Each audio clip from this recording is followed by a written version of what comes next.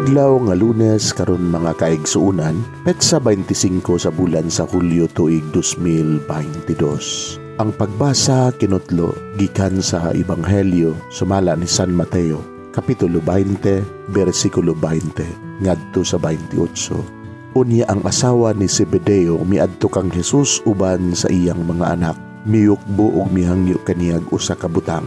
Nangutana si Jesus kaniya, unsa may imong gusto? Siya mitubag, isaad kanako nga kining duha ko ka anak palingkuron mo sa imong tuo ug sa imong wala kun maghari ka na.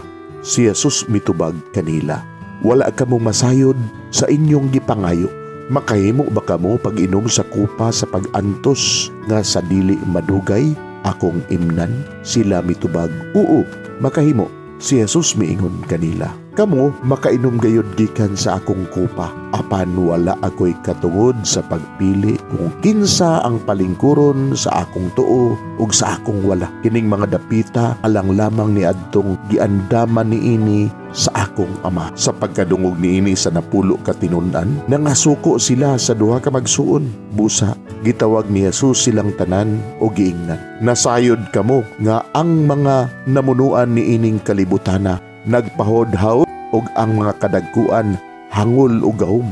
Apan dili kini mao ang paagi nga angay ninyong sundon. Kun usa kaninyo gustong ilhon nga dako, kinahanglan nga mag-alagad siya sa tanan.